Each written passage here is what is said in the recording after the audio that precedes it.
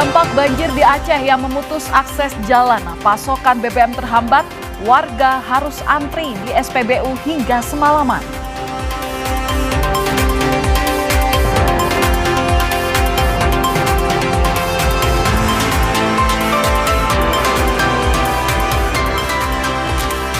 Desa terisolasi, warga korban banjir dan longsor di Sidari, Sumatera Utara rela berjalan kaki selama 3 jam demi bantuan makanan dan pakaian.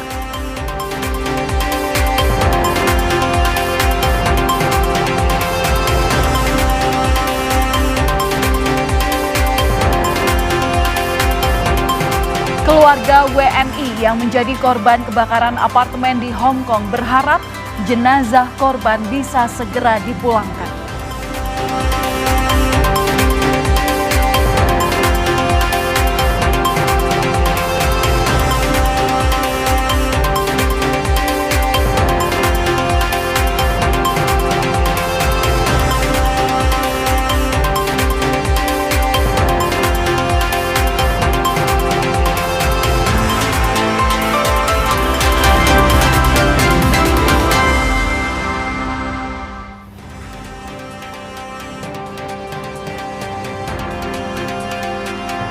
Halo saudara, selamat malam. Apa kabar Anda hari ini? Selain 3 berita utama tadi, kami juga memiliki sejumlah informasi menarik lainnya yang patut Anda simak malam hari ini bersama saya, Valentina Sitorus, hanya di Kompas Malam.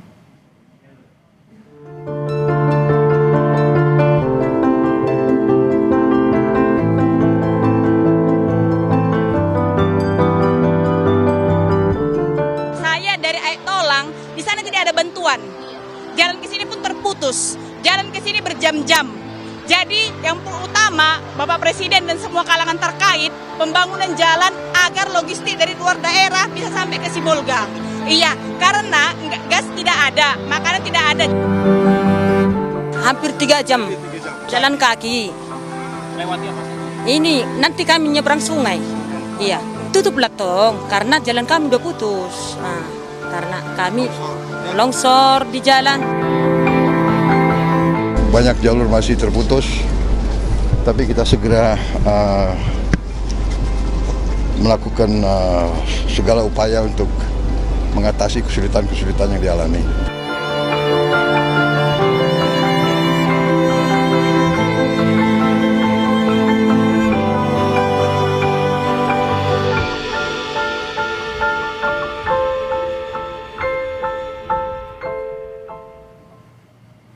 Saudara, banjir dan putusnya jembatan akses lintas nasional mengakibatkan pasokan BBM di Kabupaten Bireun, Aceh terhenti selama sepekan terakhir. Akibatnya warga harus antri di SPBU bahkan hingga semalaman. Antrian panjang warga terjadi di depan SPBU Kecamatan Juli Bireun, Aceh. Warga harus antri berjam-jam bahkan semalaman demi bisa mengisi bahan bakar. Warga bilang antrian sudah 2 hari terjadi, dampak terhentinya pasokan BBM dari Pertamina Patraniaga Terminal Depot BBM Lok Sumawe akibat terputusnya jembatan penghubung lintas nasional. BBM harus dipasok dari Terminal BBM Krueng Raya Aceh Besar. Saya dari malam jam 11. Dari jam 11? Ya. Nah, ini kenapa penyebabnya, Bang?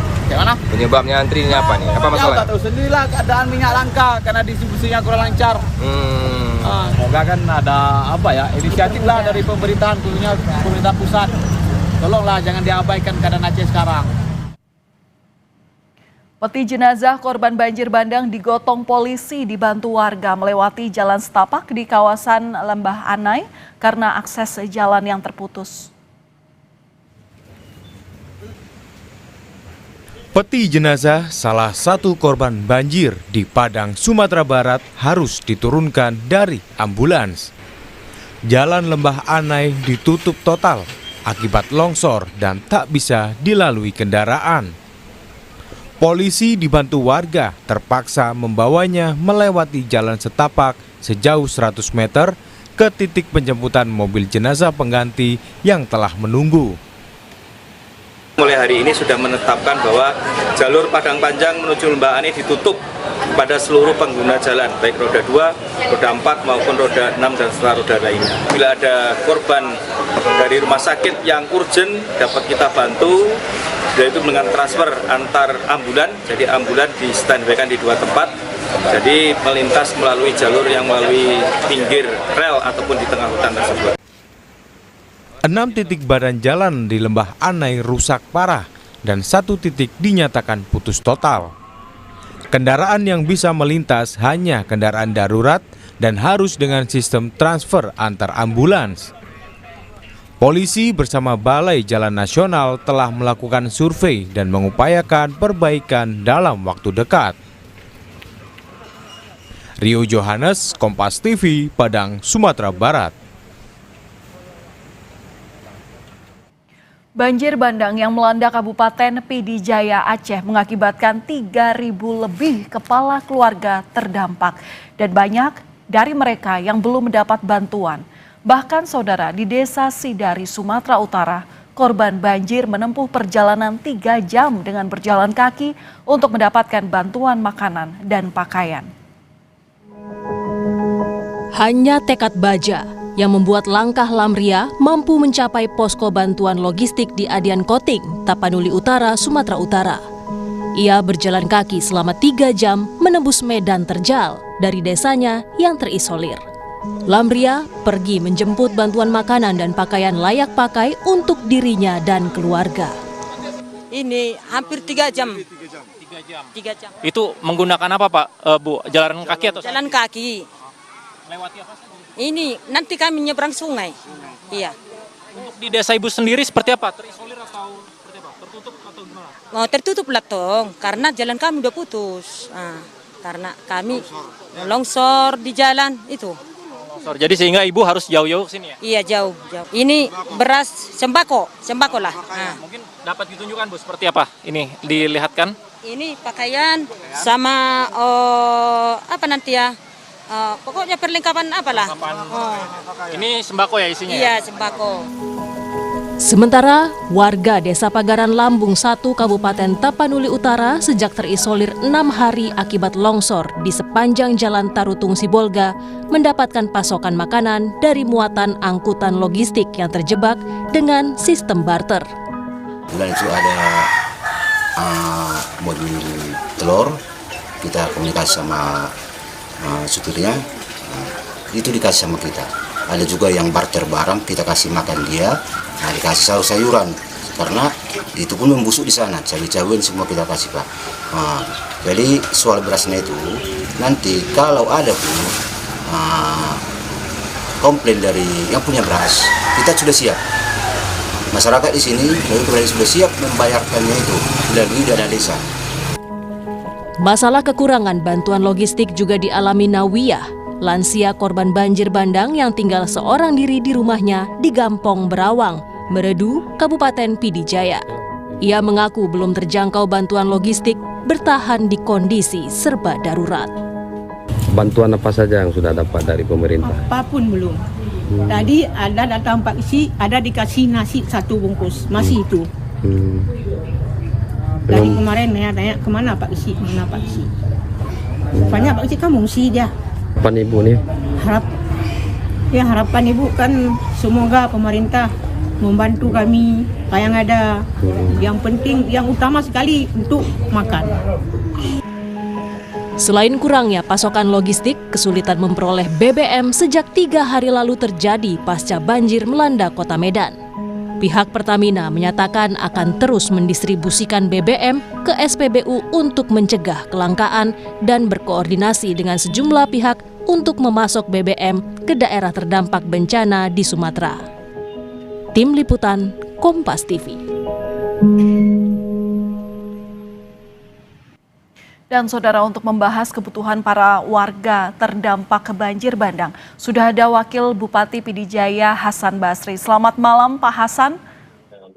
Ya, siap. Pak Hasan, saya ingin konfirmasi dan penjelasan Bapak hingga saat ini berapa kecamatan di Pidi Jaya yang terdampak banjir bandang? PD Jaya dengan jumlah kecamatan 8 kecamatan dapat bencana ke-8-8-nya berimbas bencana, tapi yang sangat besar adalah Kecamatan Merah 2, Kecamatan Merdu, Kecamatan Ulim, Kecamatan Jangkabuya, Kecamatan Bandar 2, dan Kecamatan Pantai Raja. Ada 6 kecamatan yang berdampak besar akibat bencana banjir bandang di Kabupaten PD Jaya.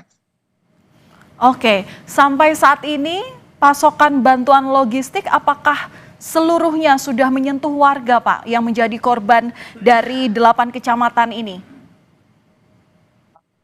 Alhamdulillah, semua masyarakat, semua desa yang menjadi korban bencana sudah dapat kita kirim bantuan, walaupun ada beberapa desa yang masih terisolasi akibat akses jalan masih tertutup dengan lumpur yang sangat tebal. Tapi akses jalan ke desa yang terkurung itu dengan jalan kaki dan dengan memakai speedboat. Oke, artinya 2 desa yang terisolir ini sudah bisa dikirimkan bantuan ya, Pak ya? Sudah 4 desa sudah bisa kita kirim bantuan, tapi mereka belum bisa dengan kendaraan, masih airnya masih agak tinggi, lebih kurang 1 meter, sehingga mereka masih harus kita dengan jalan kaki atau dengan speedboat. Oke, Pak, dari 8 kecamatan itu apakah Bapak bisa menjamin bahwa logistik sepenuhnya ini bisa mencukupi kebutuhan mereka, Pak? Bagaimana koordinasi dengan stok logistik di gudang BPBD? Alhamdulillah, logistik yang sudah ada setiap hari langsung kita kirim, apa yang ada yang masuk ke BPBD kita langsung kita arahkan, kita bagikan kepada seluruh masyarakat yang berdampak bencana di Kabupaten PD Jaya. Yang sangat dibutuhkan saat ini adalah di Kabupaten PD Jaya tenda pengungsian. Pertama, selanjutnya adalah air mineral, selanjutnya adalah selimut, kain sarung, susu untuk anak-anak, dan obat-obatan. Banyak yang sakit. Dan kita juga mengharapkan ada beberapa tendon untuk penampungan air untuk di PD Jaya. Oke, Pak, itu tadi list atau kebutuhan-kebutuhan yang sangat urgent untuk dibutuhkan oleh warga. Ini bagaimana upaya dari pemerintah daerah, dari Bapak untuk bisa memenuhi hal ini? Kita saat ini apa yang sudah ada kita salurkan, sehingga kita mengharapkan bantuan dari pemerintah Aceh maupun pemerintah pusat. Oke. Apa-apa yang kekurangan terhadap masyarakat yang berdampak bencana ini. Pertama sekali kita air bersih kita tidak sedia di PD Jaya karena semua PDAM kita rusak.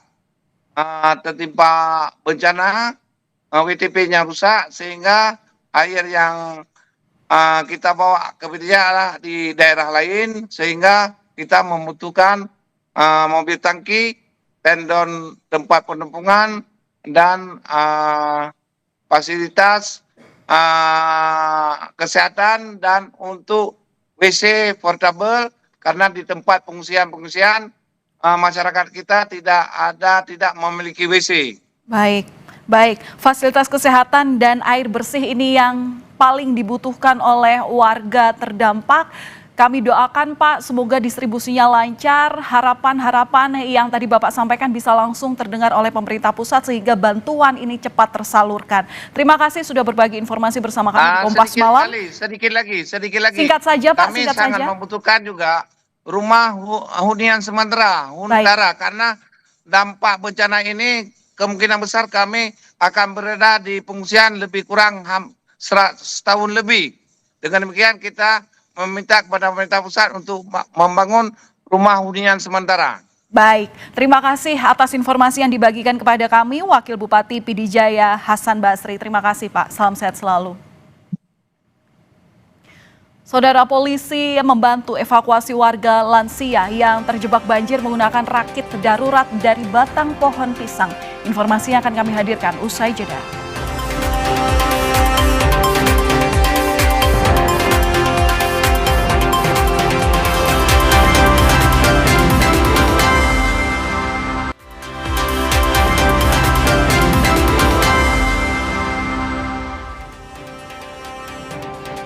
Saudara, aksi heroik dilakukan Kapolsek Pangkalan Brandan, Langkat, Sumatera Utara saat mengevakuasi seorang warga lansia yang terjebak banjir.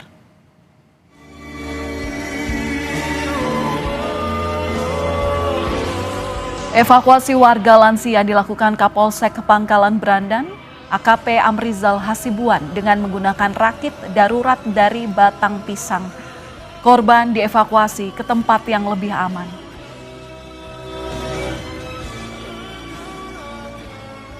Dan untuk mengetahui cerita dari aksi heroik Kapolsek yang membantu mengevakuasi warga lansia dengan batang pohon pisang, kita sudah bersama Kapolsek Pangkalan Brandan, AKP Amrizal Hasibuan. Selamat malam Pak Amrizal, apa kabar? Selamat malam Ibu, kabar baik, kami kabar baik di sini Ibu. Iya Pak Amrizal, boleh cerita kepada kami bagaimana waktu itu kondisinya Pak? Kok bisa terbesit menggunakan batang pohon pisang untuk dijadikan rakit darurat?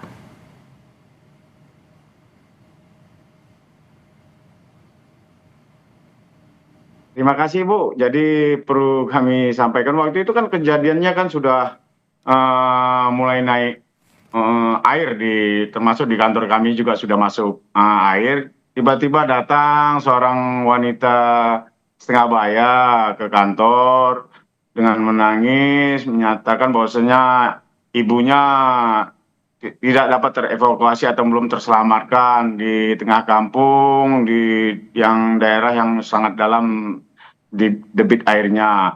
Jadi saat itu saya lagi kumpul dengan teman-teman saya, kami udah lelah kali Bu, dari semalaman kami sudah kerja, namun tetap kami melaksanakan tugas pelayanan terhadap masyarakat. Melihat hal tersebut, melihat wajah anak gadis tersebut, saya sangat tersentuh karena situasi sudah tidak menentu. Saya coba tetap tekadkan keyakinan saya, mental saya dan mental anggota saya yang sudah sangat lelah. Saya ajak mental anggota-anggota saya yang masih bisa nih, saya pilih-pilih, jadi belum nggak semua. Kami berangkat Ibu, berangkat kebetulan di tengah jalan nyusuri di air yang sudah setinggi lutut dan paha orang dewasa. Kami terus berjalan ke daerah, karena saya orang Polsek Brandan, saya tahu wilayah, saya paham maksud si anak perempuan posisinya di mana mamanya.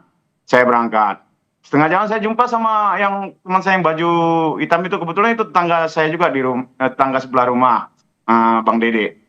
Bang Dede mau kemana? Ayo kita bantu apanya Om, kita bantu teman saudara-saudara kita yang di tetangga kita. Ayo, tapi sebelum ke sana bantu saya dulu, ada yang minta tolong ini gini-gini ke tempat menyelamatkan emaknya. Oh gitu Om, tapi yakin Om ya betul janji kita ke tempat tetangga kita? Iya, kita berangkat dulu tapi kita ke sini. Saya berangkat bersama Dede itu juga dengan beberapa anggota saya, sampai di dataran yang agak tinggi, kami naik. Di situ saya sudah paham, dari situ saya bisa mengarah ke rumah anak gadis tersebut. Kami melompat sama si Om Dede, si Dede tadi. Ya. Anggota saya yang lain kemudian sudah sangat lelah dan kurang pengalaman dengan air. Jadi kami melompat. Untuk penemuan naik. batang pisang itu sendiri bagaimana Pak? Dirakit saat itu juga atau memang sudah tersedia di sana? Enggak Ibu, kami melompat sama-sama naik tutupnya kotak ikan itu Ibu, fiber. Jadi kami berenang berdua sampai sekitar 150 meter dari titik lompat. Kami ketemu sama gedebok pisang. Jadi ketemu gedebok pisang, ada 4 gedebok pisang yang terapung. Ada juga terlihat tali. Ya kebetulan lah Bu, mungkin Tuhan kasih petunjuk. Ya kami rakit Bu, karena saya itu lebih gampang buat kami juga supaya nggak kelelep juga. Jadi kami pasang, kami rakit dengan tali. Alat yang kami bawa berenang awalnya kami jadikan landasan atau bisa nyelamatkan orang untuk duduk. Di situ pertama kali kami jumpa sama sepasang suami istri di atas plafon di bawah atap ya dengan anak-anaknya yang berumur 3 tahun. Jadi sudah minta tolong Pak, itu sakit, saya sangat renyuh karena itu warga saya. Jadi saya coba saya naikkan, udah kedinginan kali mereka jatuh, pasti masalah buat saya. Warga saya kalau jatuh tenggelam mati, pasti masalah buat saya. Tapi saya tekadkan keyakinan saya pasti bisa. Maaf Ibu, saya agak terharu. Jadi setelah bisa pada posisinya menaikkan orang di atas kedebok pisang di saat gelombang air naik pasang itu sangat sulit Bu. Tapi kami berusaha, niat kami bagus, ditolong sama Tuhan. Kami bisa naikkan sepasang suami istri dengan anaknya. Kami dorong balik ke titik pertama kami. Tapi sebelum kami berangkat ada cerita nenek-nenek. Itulah nenek yang mungkin ada di video ini. Anjurin minta tolong. Sabar Nek, saya usaha udah itu saat saya balik mungkin anggota melihat saya sudah kelelahan. Anggota saya nyarankan, Dan, nanti komandan bahaya Dan. Enggak, ada nenek-nenek minta tolong. Udah nggak apa-apa. Yang heran saya Dede ini semangat Ibu. Kayak mana Dek? Udah Pak, kalau Bapak oke, saya juga oke katanya. Saya ikut Bapak. Wajah saya termotivasi. Saya harus kami berenang lagi Bu. Sekitar 300 meter lah Bu berenang di situ. Tapi kami udah punya sampan. Batak gedebok pisang. Jadi udah sampai di sana kami lihat nenek itu nggak bisa gerak bawa tongkat. Saya naikkan itu sangat sulit Ibu.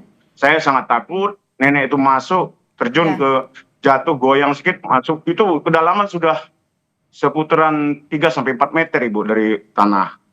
Agak sulit saya bayangkan kalau nenek itu jatuh. Sulit dengan berat badannya sendiri itu sulit kami untuk naikkannya lagi. Ya, kami Tapi apresiasi langkah Bapak dalam melakukan proses evakuasi tersebut, proses penyelamatan dan keyakinan Bapak terutama sehingga warga tersebut bisa ke tempat yang lebih aman. Tapi untuk update kondisi ibu-ibu tersebut, ibu lansia ini seperti apa Pak sekarang? Sekarang setelah selamat, sudah kita bawa, langsung kita naikkan ke tempat yang lebih aman, dibawa sama keluarganya, sudah dibawa ke posko pengungsian Ibu. Dibawa ke posko pengungsian, sekarang Alhamdulillah beliau baik-baik saja Ibu. Oke, Pak, kalau untuk memantau lokasi di sana, sampai saat ini seperti apa kondisi banjir di Langkat dan apa bantuan yang paling dibutuhkan warga hingga saat ini? Izin Ibu, agak terputus-putus Ibu. Iya, untuk saat ini bagaimana kondisi banjir di Langkat Pak? Dan apa kebutuhan yang paling dibutuhkan oleh warga?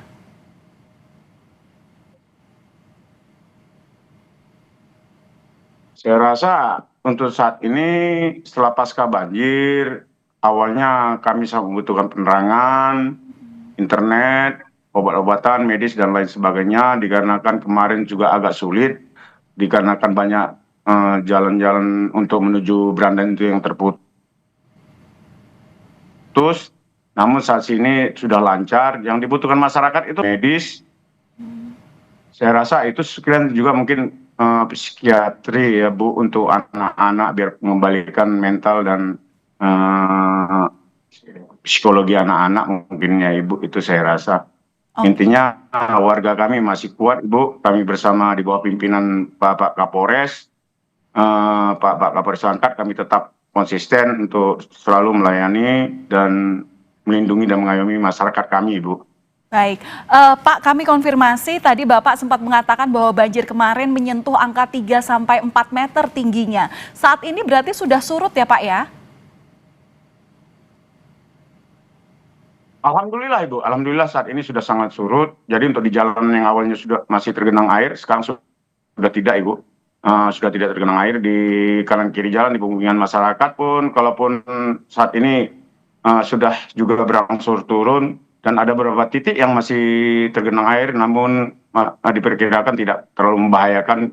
Ketinggiannya paling 30 cm begitu Ibu. Baik, Pak Amrizal, sebelumnya terima kasih sudah berbagi cerita kepada kami di Kompas Malam. Semoga kisah inspiratif ini menginspirasi pihak-pihak yang tentu saat ini mungkin sedang melakukan proses evakuasi, dan tentunya harapan serta keyakinan dalam proses evakuasi itu menjadi salah satu kunci untuk bisa menyelamatkan warga terdampak. Terima kasih Kapolsek Pangkalan Brandan, AKP Amrizal Hasibuan. Salam sehat selalu, Mauliate.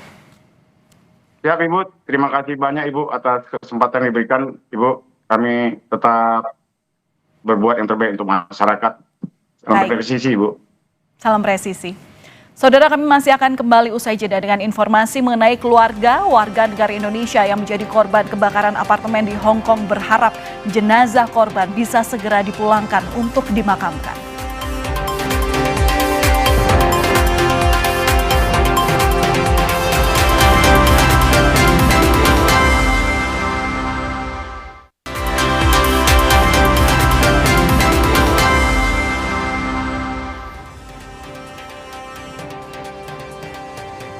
Terima kasih Anda masih bersama kami di Kompas Malam. Saudara, salah satu korban meninggal dari tragedi apartemen terbakar di Hong Kong adalah pekerja migran Indonesia asal Ponorogo, Jawa Timur. Dina Martiana meninggal karena terjebak kobaran api di lantai 25 bersama dengan majikannya.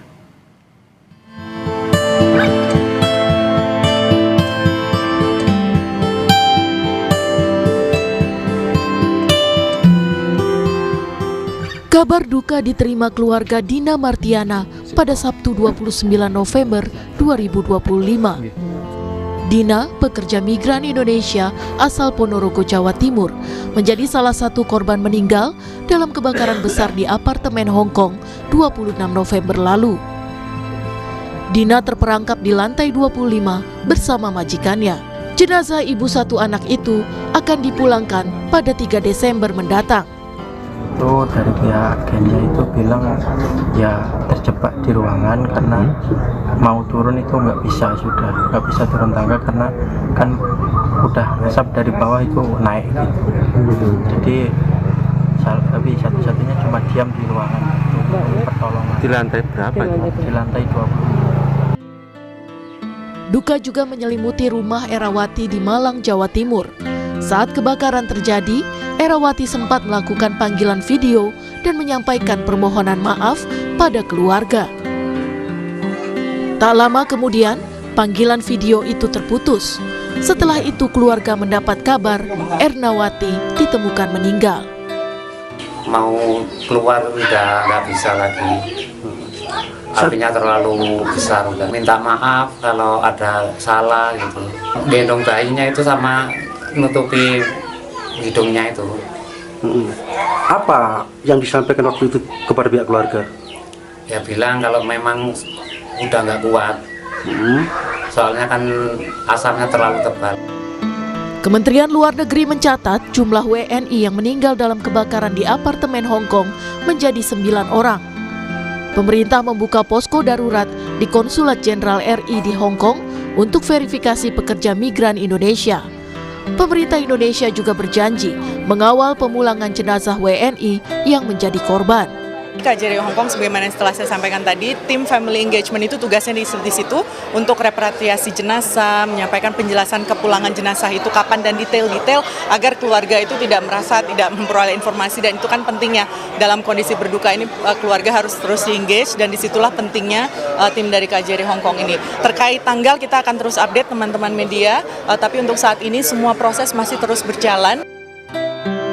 Kebakaran besar menghanguskan kompleks apartemen di distrik Tai Po, Hong Kong. 128 orang tewas dan 200 lainnya hilang. 600 personel tim SAR dikerahkan menyusuri bangunan apartemen untuk mencari korban hilang. Pemerintah Hong Kong menetapkan masa berkabung selama 3 hari. Tim Liputan, Kompas TV.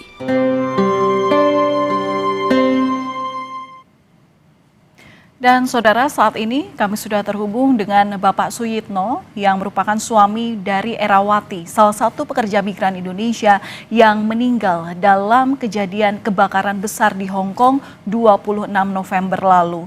Saat itu, Erawati sempat melakukan video call atau panggilan video terhadap keluarga di tengah kebakaran yang terjadi. Pak Suyitno, selamat malam. Selamat malam. Iya Pak Suyitno, dengan Valen di sini kami turut berduka cita atas kepergian istri Bapak dalam kejadian atau insiden kebakaran apartemen di Hong Kong. Pak, kami boleh mendapatkan cerita saat ini jenazah istri Bapak sudah berada di mana dan kapan rencananya dipulangkan? Saat ini belum tahu saya, soalnya belum ada kabar dari pihak KJRI. Oke.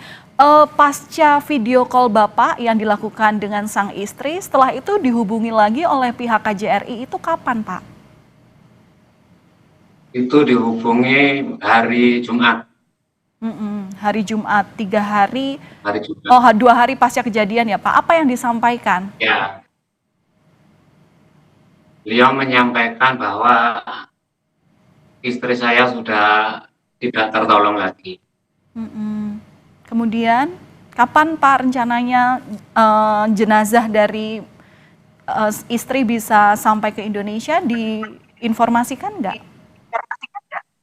Belum ada informasi dari pihak KJRI. Ada upaya yang sudah dilakukan Kami berharap sih biar cepat dipulangkan jenazahnya. Oke. Berarti ini kontak-kontakan terus dilakukan ya Pak ya? Iya, ya. Pernah dari pihak Bapak atau dari pihak keluarga mencoba menghubungi otoritas terkait, Pak? Ya, suruh nunggu dulu katanya, soalnya masih proses. Masih proses identifikasi ya Pak ya. Katanya nunggu berapa hari gitu disampaikan nggak Pak? Sekitar 1 minggu sampai 2 minggu katanya gitu. Paling cepat 1 minggu. Oke. Kita berharap 1 minggu kalau dihitung dari hari Jumat ketika dihubungin, tidak lama lagi Pak, semoga ada kejelasan. Pak, tapi saya boleh mendapatkan informasi bahwa saat kebakaran terjadi, ini informasi yang kami dapatkan adalah istri Bapak ini sempat melakukan panggilan video untuk meminta maaf. Bisa diceritakan Pak, ketika itu situasinya seperti apa? Waktu itu jam 7 video call kalau benar-benar terjebak api dan nggak bisa lari. Ada situasi panik, asap terlihat, suara sirine itu Pak? Katanya sih nggak ada suara sirine itu. Tahu-tahu asapnya udah naik ke atas. Oke. Saat itu Pak, apa yang disampaikan oleh istri Bu Erawati? Dia hanya minta maaf sama Bapak dan saudara-saudara, termasuk saya, dan mencari anaknya untuk minta maaf dan memang udah nggak kuat lagi katanya. Baik. Memang ada hal yang perlu kita ingat dari Ibu Erawati ya, di tengah situasi kepanikan, di saat situasi yang terjadi saat itu tetap melakukan panggilan terhadap keluarga, tetap mengabari bahkan meminta maaf. Kenangan apa Pak yang paling diingat terhadap sang istri? Ya itu mencari anaknya itu, suruh katanya lihat terakhir katanya gitu. Itu yang nyesek ke dada.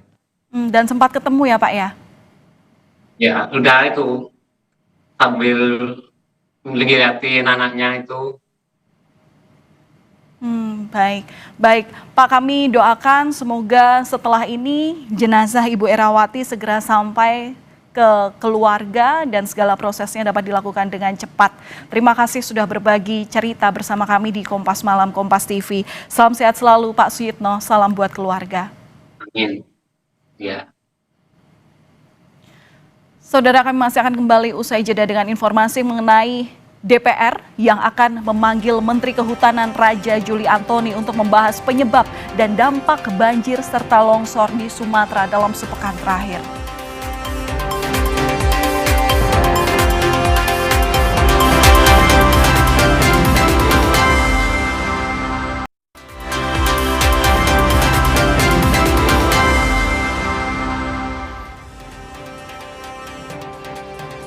Saudara, Komisi 4 DPR akan memanggil Menteri Kehutanan Raja Juli Antoni untuk membahas penyebab dan dampak banjir serta longsor yang terjadi di berbagai wilayah di Sumatera dalam sepekan terakhir. Rapat yang dijadwalkan pada Kamis 4 Desember 2025, DPR akan meminta penjelasan pemerintah terkait banyaknya gelondongan yang terbawa arus banjir baik di Aceh, Sumatera Utara maupun di Sumatera Barat.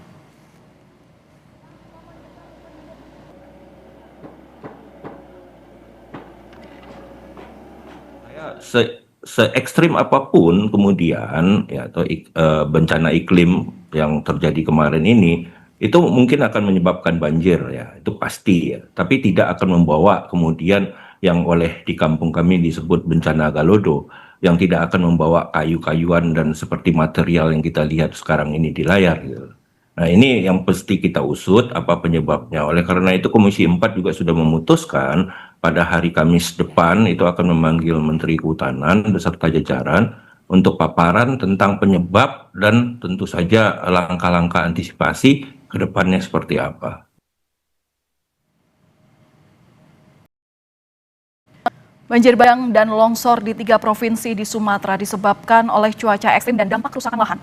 Menteri Lingkungan Hidup akan mengusut faktor yang memperparah banjir dengan memanggil 8 perusahaan yang bergerak di daerah Batang Toru, Sumatera Utara.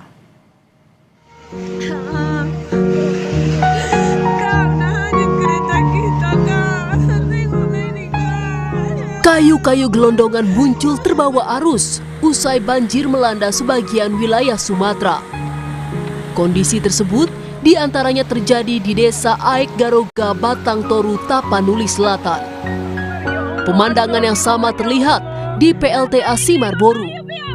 Kayu-kayu gelondongan berukuran besar hanyut hingga teronggor di bibir sungai. Benarkah kayu-kayu ini pohon yang tumbang secara alami atau karena tangan-tangan tak bertanggung jawab? Menteri Lingkungan Hidup Hanif Faisal bilang akan mengusut faktor yang memperparah banjir di Sumatera, termasuk memanggil 8 perusahaan yang bergerak di daerah aliran Sungai Das Batang Toru, Sumatera Utara. Kita sangat berduka, kita termasuk kami sangat menyesal tidak mampu memberitahu hal ini lebih lanjut kepada pemerintah daerah sehingga menimbulkan korban jiwa. Ya, Tapanuli Utara dan Tapanuli Tengah ini ada di sisi lereng lembahnya, kemudian dia curam gini sehingga sementara di curamnya itu ada aktivitas. Saya mencatat ada 8 entitas di sana, mulai dari pengusaha hutan tanaman industri, kemudian pengusahaan tambang emas, kemudian perkebunan sawit. Ada 8 yang berdasarkan analisa citra satelit kami berkontribusi memperparah hujan ini. Ini akan kita panggil, kemudian kita mintai mereka menjelaskan semua persoalannya, termasuk menghadirkan citra satelit resolusi sangat tinggi pada saat kejadian supaya bisa membuktikan ini kayu itu dari mana asalnya. Presiden Prabowo bilang ada peringatan di balik bencana di Sumatera. Hutan dan sungai adalah rumah kehidupan, harus dijaga dari kerusakan. Benar-benar mencegah pembabatan pohon-pohon, perusakan hutan-hutan. Benar-benar juga sungai-sungai harus kita jaga agar bersih sehingga dapat menyalurkan air yang bisa tiba-tiba datang. Saudara-saudara, ini nanti usaha bersama kita. Tiap rumah ikut berperan. Menurut organisasi lingkungan Walhi, penyebab paling serius banjir bandang ini karena alih fungsi lahan. Apa yang melanda Sumatera bagian utara itu tidak semata-mata karena adanya siklon tropis Laya. Tapi yang paling penting untuk dikemukakan adalah bagaimana kemudian landscape bagian barat itu yang memang dia kondisinya adalah berbukit, bergelombang dan curam, hari ini telah mengalami ekstraksi yang disebabkan karena adanya satu alih fungsi yang diperuntukkan bagi pertambangan emas khususnya ya. Kemudian juga ada perkebunan, ada hutan tanaman, kemudian juga ada pembangunan proyek-proyek seperti PLTA dan lain sebagainya. Banjir bandang merendam puluhan kabupaten dan kota di 3 provinsi di Pulau Sumatera. Masih ada sejumlah titik yang terisolir dan butuh bantuan. Tim Liputan Kompas TV.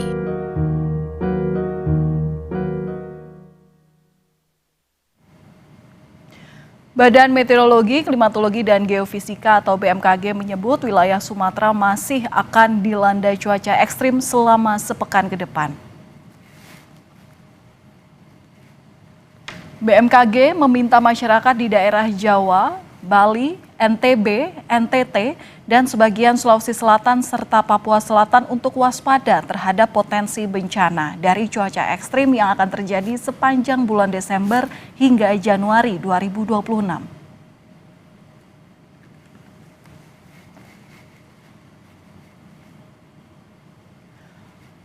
Sementara itu, untuk sepekan ke depan, potensi hujan lebat masih akan melanda wilayah Sumatera Utara, Kepulauan Riau, Jambi, Jawa Timur, Bali, NTB, NTT, Kalimantan, Sulawesi Barat, dan Papua.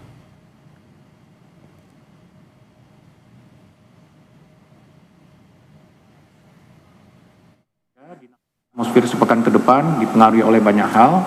Ini meningkatkan potensi hujan di beberapa wilayah, terutama Sumatera Utara, Kepulauan Riau, Jambi, Jawa Timur, Bali, Nusa Tenggara Barat, Nusa Tenggara Timur, Kalimantan, Sulawesi Barat, dan Papua.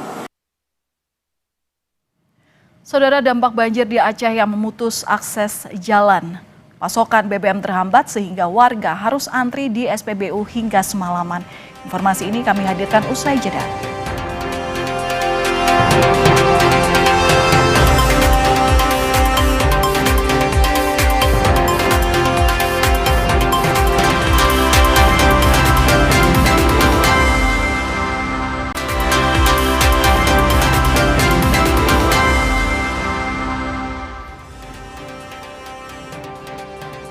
Banjir dan putusnya jembatan akses lintas nasional mengakibatkan pasokan BBM di Kabupaten Biren Aceh terhenti selama sepekan terakhir.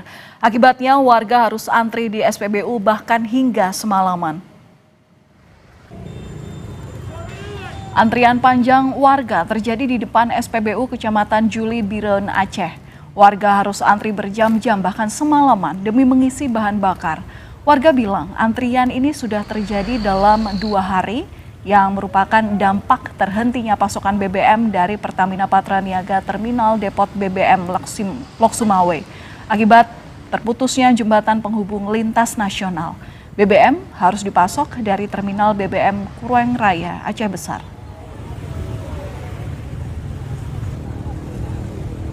Saya dari malam jam 11. Dari jam 11? Ya. Nah, ini kenapa penyebabnya, Pak? Gimana? Penyebabnya antrinya apa nih? Apa masalahnya? Ya, tahu sendirilah keadaan minyak langka karena distribusinya kurang lancar. Semoga kan ada inisiatif lah dari pemerintahan, khususnya pemerintah pusat. Tolonglah jangan diabaikan keadaan Aceh sekarang. Saudara, terima kasih telah menyaksikan Kompas Malam hari ini. Pastikan secangkir kopi gula aren menemani waktu istirahat Anda. Saya Valentina Sitorus pamit. Terima kasih. Sampai jumpa.